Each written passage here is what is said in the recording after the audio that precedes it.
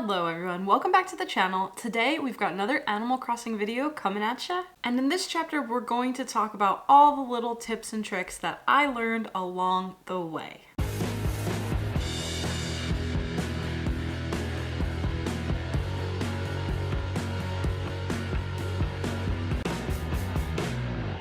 Okay, so if you've been following along with my Animal Crossing New Horizons for Noobs series, you know that the previous video was finishing the main storyline to the game. Now, throughout all those different chapters that I made leading up to the point where you finish the main storyline, there was a lot of little things that I learned that weren't included in any of the past videos. And now, at the point I'm at in the game, I'm so grateful that I finally figured all of these things out and am able to incorporate them into the game. And let me tell you, a lot of them were so simple, but so helpful to the gameplay. So today, we are going to just breeze through all of these little tips and tricks that I've discovered along the way, just in case you haven't yet discovered them.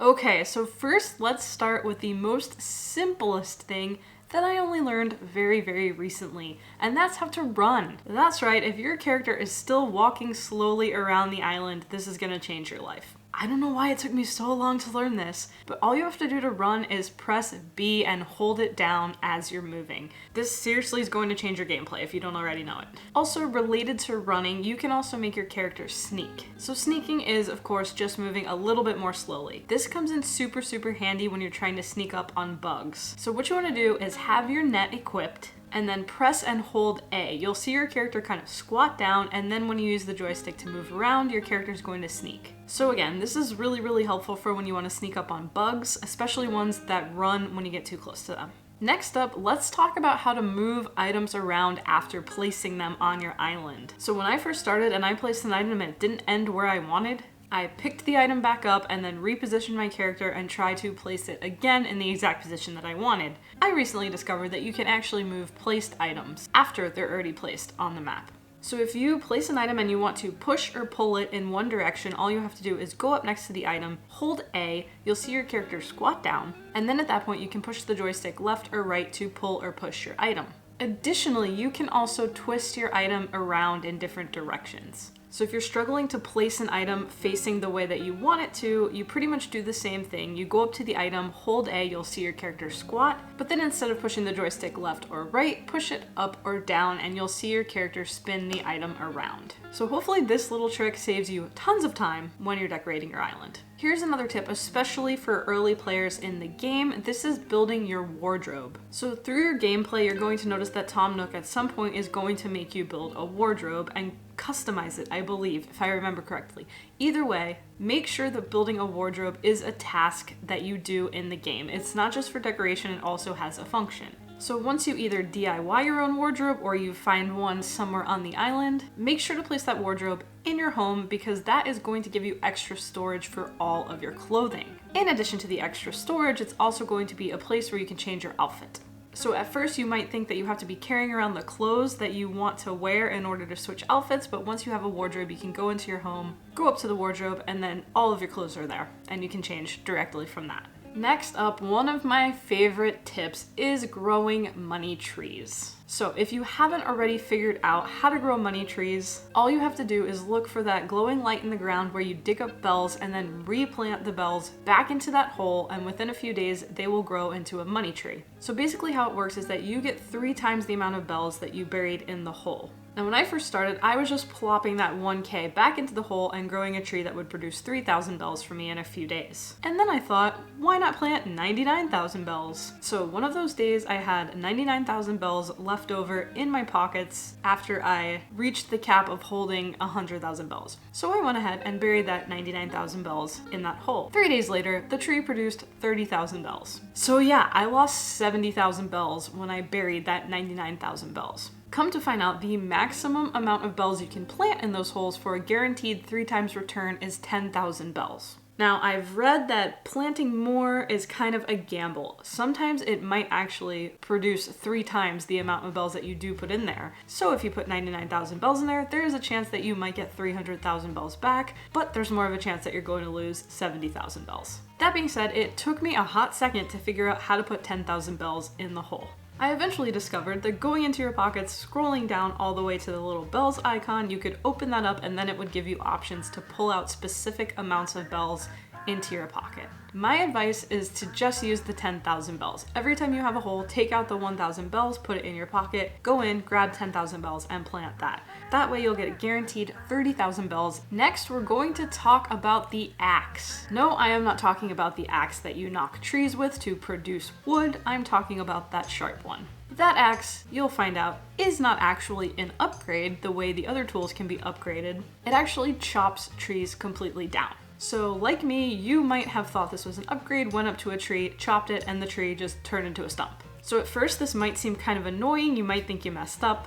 but you didn't, because on these chopped down stumps, you will find rare bugs. So if you leave these stumps around your island, every now and then you're going to see a bug sitting on top of that stump.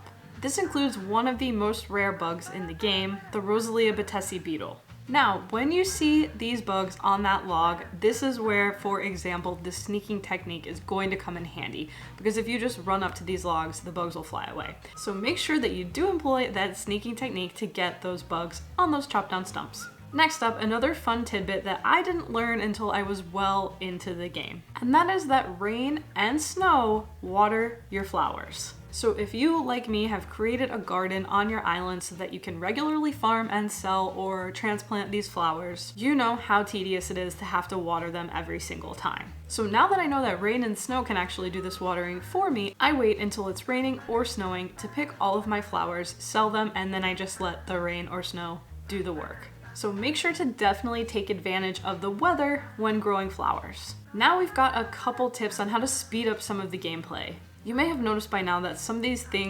animations take quite a long time, and it can be really annoying, especially when you're talking to other villagers, especially when you're talking to blathers. So first up, if you want to speed up the conversations you're having with other characters in the game, all you have to do is mash the B button. B button your way through the conversation, you'll notice that it speeds up a little bit. Just be careful that you don't accidentally X out of things you don't want to X out of. Similarly, when you're crafting DIY, you can mash the A button and that will speed up your DIY crafting by just a little bit. Alright, now we're gonna talk about a hilarious one. When I found out that this was a thing, I honestly couldn't stop laughing. And that's pooping. Yeah, that's right, you can actually poop in Animal Crossing. So of course, first, to be able to poop in the game, you do need a toilet. Hopefully by now you have your own toilet on your island. There's also a chance that maybe one of your villagers has a toilet, but do you really want to go use their toilet? That's kind of weird. Anyway, so the purpose of pooping in this game is to get rid of any extra fruits that you have consumed that are sitting, in your stomach, that are giving you the extra strength to dig up a tree or smash a rock. So if you want those fruits to go away so that you don't accidentally dig up a tree or smash a rock, you need to poop. So to do this, all you have to do when you have fruit consumed inside of you, just find a toilet, go sit on it, and your character will get rid of that fruit. And you'll be back down to 0 and can go and start smashing rocks for iron nuggets, not busting them open. Another crucial tip that honestly I'm so upset that I didn't find out until way late into my gameplay is how to not get stung by wasps. So when I first started playing, I just always had in my head, if I'm shaking trees, I'm going to get stung by wasps once and then twice, and I'm gonna get sent back to my house. It turns out you can actually just catch the wasps. So when you're going around shaking trees all over your island for items, for coins, whatever you're doing, have your net equipped. So now when you have your net equipped, make sure to go up directly in front of the tree so that you see your back, you're facing directly against the tree, and shake it. If you see those wasps fall down, do their little animation, just start mashing the catch A button and your character will scoop up those wasps. So if you haven't yet figured this out, congratulations, you're going to find a new bug. And then of course, from here on out, all you ever have to do is just have your net and you don't have to worry about getting stung. You can also actually run from the wasps, which I recently was able to pull off. I ran clear across my island with the wasps following me, and then I took a turn into the museum and I didn't get stung. That was kind of just more entertaining than it was actually helpful to the game because it took kind of a while and it was actually kind of scary. Okay, another thing that you might not have discovered yet is that you can shake trees infinitely. When I first started playing, I thought, shake a tree, get a branch, move on. It actually turns out that you can continue to shake that tree and continue to make branches and other items fall from that tree for as long as you want. At least I have not found a cap for it yet. So if you're, let's say, looking for tree branches to craft items, you don't have to wander all over your island hoping that a tree will produce one. Just stand at one tree and keep shaking it until you get the amount of branches that you need. This also comes in really handy when you have an event that produces specific items from trees, like the recent holiday event, which was producing little ornament bells. That also applied there too. So yeah, keep shaking those trees and get whatever the heck you want from them for all eternity. Oh, in addition to infinitely shaking trees, you may or may not know by now that every single day on your island, the trees will produce a piece of furniture for you. So this is further incentive to go around and shake those trees every single day because you're going to find often exclusive items from those trees. Hey, you might find your first toilet there. Okay, and then finally, the last tip that I have, which I also recently discovered, is that if you go into resident services and use the Nook kiosk, go into Nook shopping, you'll notice that there's some extra items down at the bottom. I was always only using the thing at the top that was whatever was in the Nook shopping for that day. But if you just scroll down to those options down below, that hosts every single item that you have ever purchased or earned a DIY for that you can buy a second time right there. So this means, especially for those of you who don't time travel, that if you want more than one of a specific item, especially if it's one in Nook's Cranny that you can only purchase once, you don't have to wait for that item to make another appearance in Nook's Cranny. You can just go into your own shop at the kiosk and purchase another round of that item. By doing so, it will be mailed to you the following day. So yeah, game changer. All right, everyone. So hopefully some of these tips you didn't already know as you were playing through Animal Crossing. Some of you may be like, well, duh, we knew all that stuff. I've already been made fun of for taking so long to figure out how to run. So truly, hopefully you didn't know some of this stuff and your gameplay is going to either get a little bit easier, a little bit less annoying, or just turn up in general. So as always, thank you so much for watching this video. If you enjoyed it, please let me know with a like or a comment down below. And if there are any tips that I missed in this video that you think are really important, definitely also let me know because I know that I'm still learning things in this game, even months and months into playing it. So I'm always looking for new tips. I hate to be the person that Googles. I kind of really enjoy the aspect of just learning things as I go and figuring them out. It makes the game a bit more fun. And again, if this is your first time on the channel and you like things like Animal Crossing, Pokemon Sword and Shield, Pokemon Go, learning about Twitch, we mostly do gaming content related to that kind of stuff. So definitely hit that subscribe button if you're interested, and otherwise I will see y'all in the next video. Have an awesome day.